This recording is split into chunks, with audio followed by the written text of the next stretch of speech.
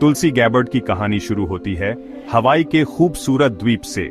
1981 में लिलोआ में जन्मी तुलसी बचपन से ही वहां के अलग अलग कल्चर्स को एक्सपीरियंस किया।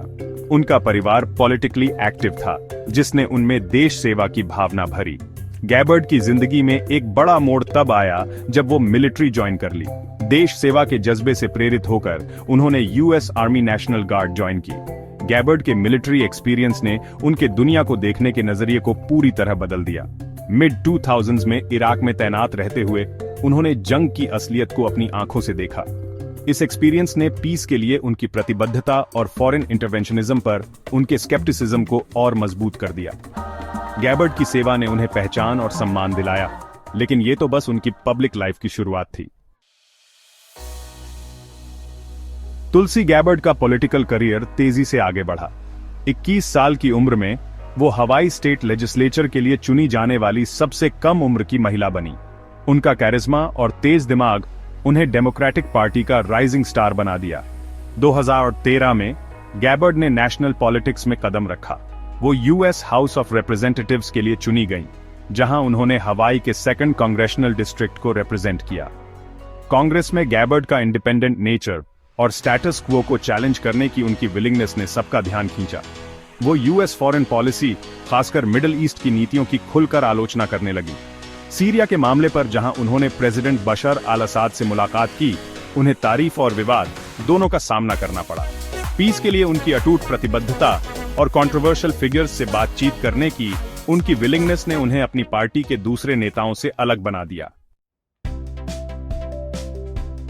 समय के साथ डेमोक्रेटिक पार्टी के साथ तुलसी गैबर्ड के रिश्ते बिगड़ते गए। उन्हें लगा कि पार्टी अपने मूल्यों को छोड़कर स्पेशल इंटरेस्ट के हाथों बिक चुकी है। गैबर्ड ने डेमोक्रेटिक एस्टैब्लिशमेंट की आलोचना की, जिसे वो एलीटिस्ट और जनता से दूर मानती थीं। उनकी ये बातें उन वोटर्स को पसंद आईं जो खुद भी पार्टी से निराश थे। 2022 में गैबर्ड ने डेमोक्रेटिक पार्टी छोड़ने का चौंकाने वाला फैसला लिया। उन्होंने इसे वॉर एंड वॉल स्ट्रीट की पार्टी बताया और इस पर रेडिकल वोक एजेंडा को अपनाने का आरोप लगाया। गैबर्ड के जाने से पॉलिटिकल लैंडस्केप में हलचल मच गई और उनकी पॉलिटिकल आइडेंटिटी में एक बड़ा बदलाव दिखा। वो जल्द ही डोनाल्ड ट्रंप और उनके पॉपुलिस्ट नेशनलिज्म से जुड़ गईं और फॉक्स न्यूज और दूसरे कंजर्वेटिव मीडिया आउटलेट्स पर दिखाई देने लगीं। ट्रंपिज्म को अपनाने से उनके कई पुराने सपोर्टर्स उनसे दूर हो गए, लेकिन राइट विंग में उनकी पोजीशन मजबूत हो गई। तुलसी गैबर्ड का पॉलिटिकल फ्यूचर अभी अनसर्टेन है, लेकिन एक बात क्लियर है, वो एक पावरफुल फिगर हैं। दोनों तरफ के वोटर्स से कनेक्ट करने की उनकी क्षमता और अपने बिलीफ्स के प्रति उनकी अटूट कमिटमेंट उन्हें एक मजबूत पॉलिटिकल फिगर बनाती है। चाहे वो फिर से चुनाव लड़ें या कमेंटेटर और एक्टिविस्ट के रूप में काम करें, अमेरिकन पॉलिटिक्स में उनकी आवाज जरूर सुनाई देगी। हालांकि उनकी लेगेसी विवादों से घिरी रहेगी। सीरिया पर उनके पास स्टेटमेंट्स और राइट विंग फिगर्स के साथ उनके संबंधों ने डेमोक्रेट्स और रिपब्लिकन्स दोनों की आलोचना को जन्म दिया है।